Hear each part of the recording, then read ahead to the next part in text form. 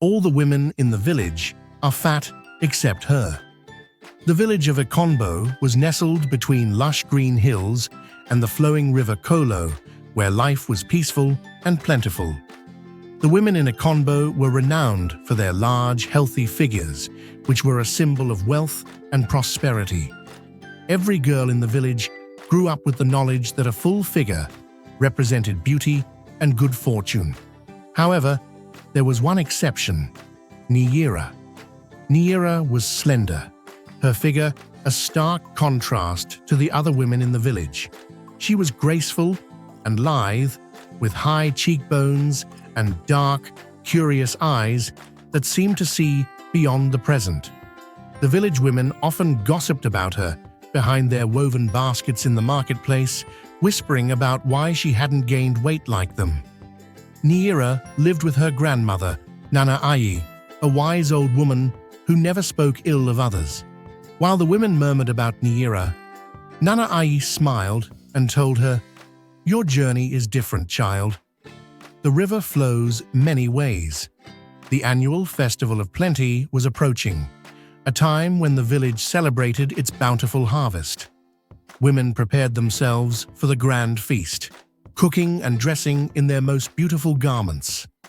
It was said that the plumpest woman would be chosen to represent the village's prosperity during the festival. As the preparations went on, Nyira helped her grandmother prepare a dish of jollof rice, even though she knew she would not be selected. Still, she felt a quiet sense of purpose. Deep in her heart, she believed that her path lay outside the village's tradition. When the festival day arrived, the women adorned themselves in intricate, beaded necklaces, with head wraps stacked high on their heads. Their boo-boos swayed as they walked, proudly showcasing their round bellies. Nyira, dressed simply with a small cowrie shell necklace her grandmother had given her, sat quietly at the edge of the crowd. Suddenly, an unexpected guest arrived, the village seer, Ifu, who only came to special events when she sensed something significant was about to happen. As Ifu entered the festival, the drums stopped, and a hush fell over the crowd.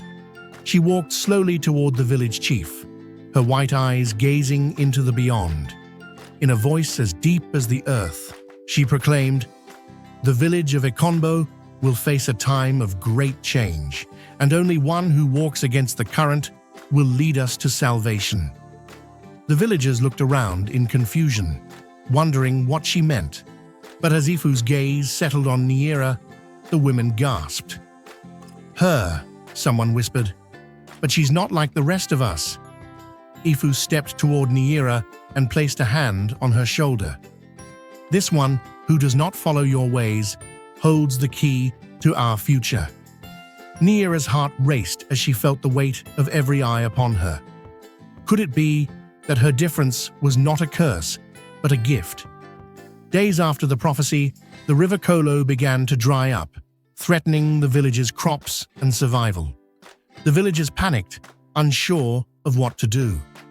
They approached the village elders, but no solution seemed to present itself.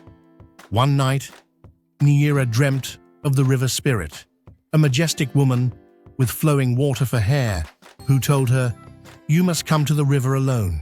Only you can restore what has been lost." Nyira shared her dream with Nana Ayi, who gave her a small pouch filled with sacred herbs and whispered words of encouragement. That evening, Nyira set out for the river, her heart pounding with fear and anticipation. When she reached the banks of the river, she called out to the spirit. The water rippled, and the river spirit emerged.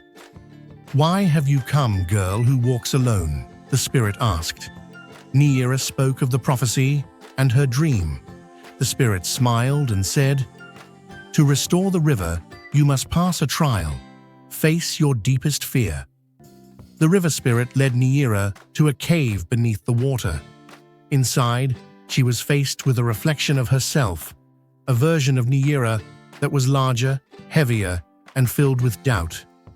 The spirit spoke, "You must accept every part of yourself, including what you fear the most. At first, Neaira was terrified. She had always thought her slenderness made her weak, that it set her apart from her village in a negative way. But as she looked at her reflection, she realized that strength came in many forms. Slowly, she embraced the reflection, merging with it. Suddenly, the cave filled with light, and Neaira emerged from the water, transformed. She was not larger, but she felt a newfound strength within her. As she returned to the village, the river flowed once again. The villagers, astonished by her bravery, no longer saw her as the girl who was different. She had become a symbol of courage, a reminder that true strength lies within, no matter the shape or size.